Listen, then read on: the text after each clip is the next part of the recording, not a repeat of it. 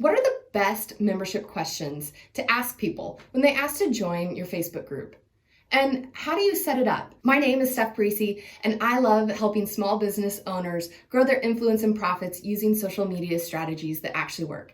And today I'm going to pop open my phone and show you how to add these questions.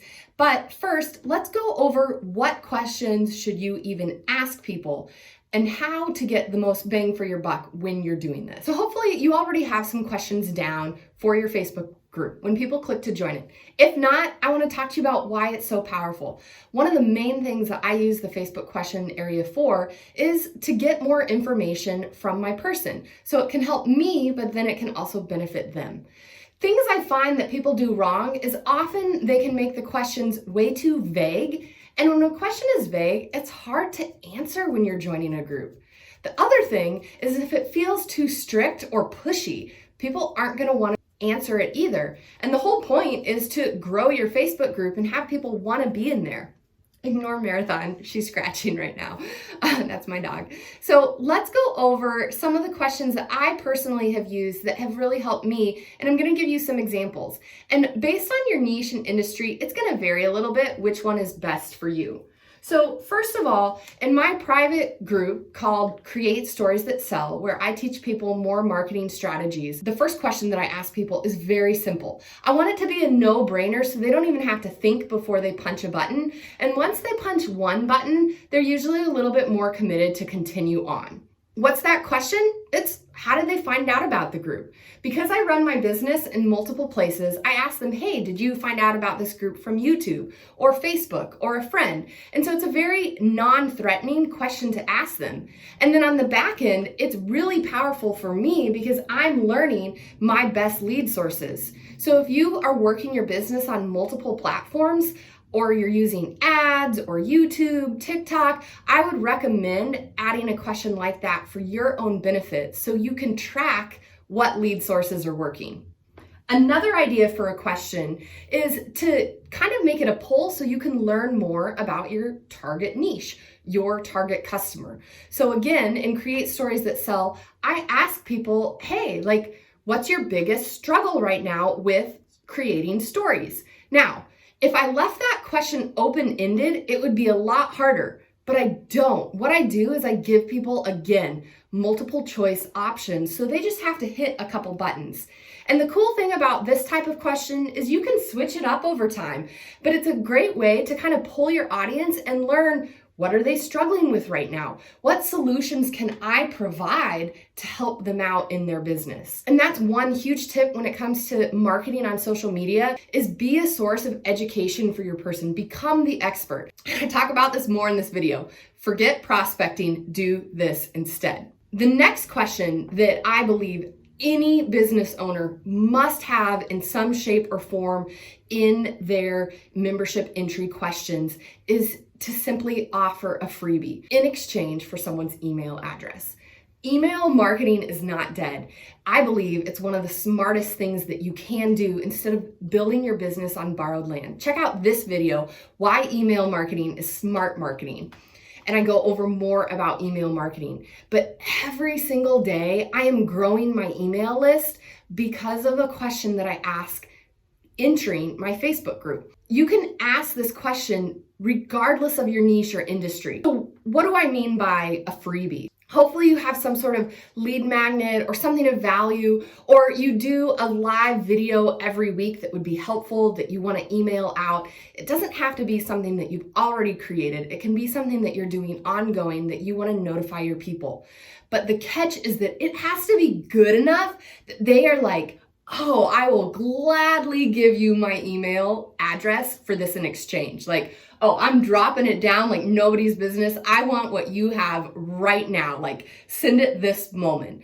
So it's gotta be good. I'll give you that. But for example, in my Create Stories That Sell group, I ask people, hey, I have a free guide, 15 unbeatable post and story ideas. Enter your email here if you want it. And I do make it optional.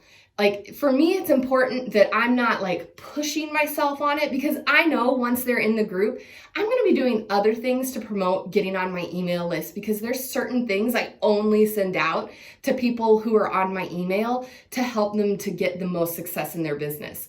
And so it's one of those ways where I don't want to push the people away that haven't warmed up to me enough yet. So I highly recommend asking people for their email in exchange for some sort of freebie.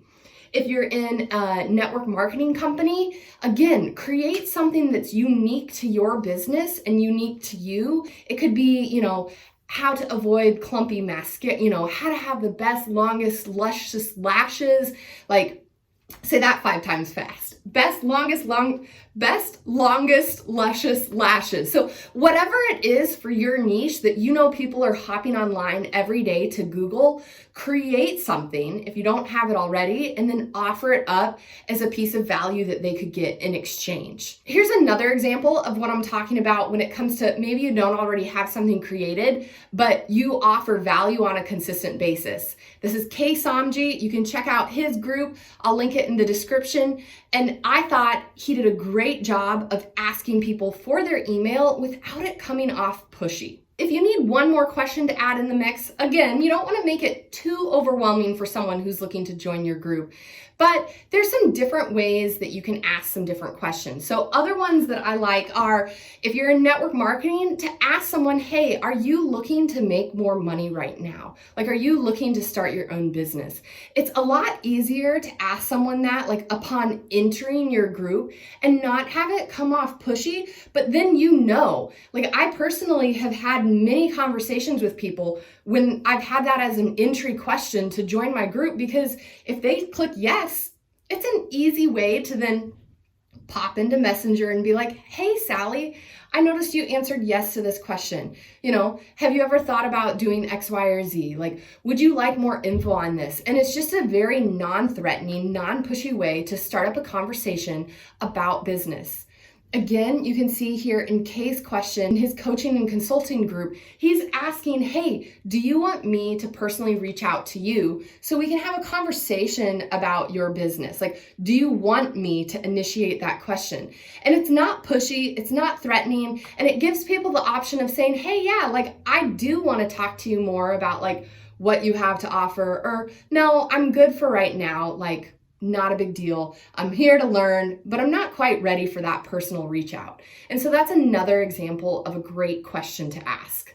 And one final note before we jump into the tutorial, when someone answers your group questions, before you hit that accept button to have them join your group, make sure you're writing down the information that they've just given you. Because once you hit accept, it's all going to disappear and you can't access it later on. And so you're going to want to write down their email, get them plugged into that freebie funnel that you've already set up, hopefully, and then write down your information of like where they found the group or whatever questions that you have, so you know their reply. You can take screenshots of this, but I actually just recommend setting up a simple Google Doc chart or something where you can just put their names in, track where they found the group, track if you send them the freebie, track what their key problems are if you're asking or polling your network for a question like that, so then you can use that information to your advantage later on.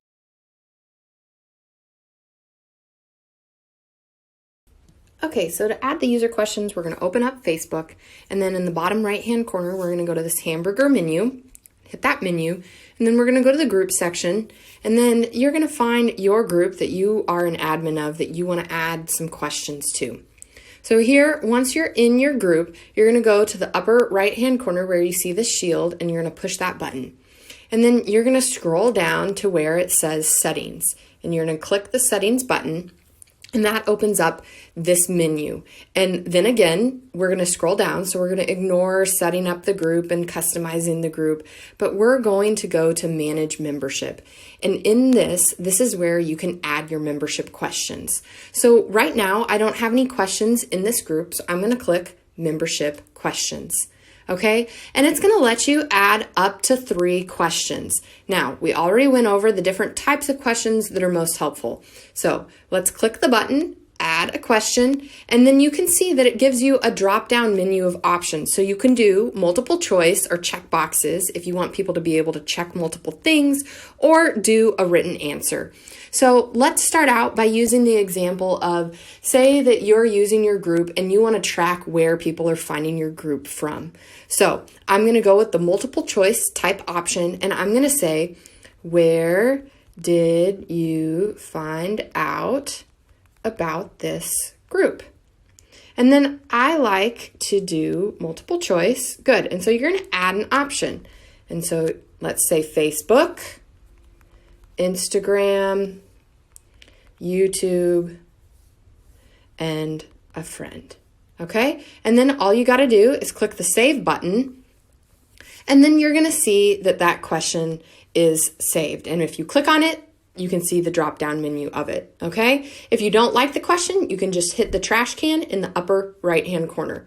We're gonna X out of this, and then you could add another question, okay? So say we wanna do something with the freebie question. So would you, let's change that, want my best tips on how to find the perfect fitting leggings?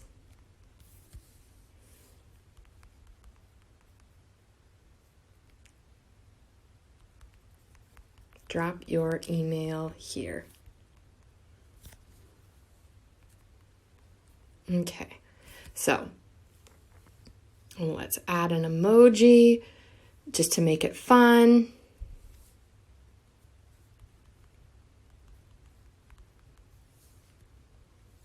And then we'll do written answer because you want them to be able to type.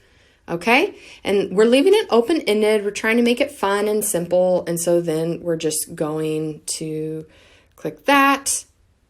So you can add, again, however many questions you want. Keep it simple, keep it fun, keep it not pushy like we talked about. And then you're just going to add out. And then you can see it says membership questions, 2 questions. You also have the ability to add group rules. And if you have any group rules, you're going to see that this button can slide on. So let me show you what I'm talking about there. If we pop over to my Create Stories That Sell group, where I have, and you can see I have member requests right now waiting to join the group, and people that have answered the questions, which is awesome. And so we're going to then go to the settings, like I mentioned.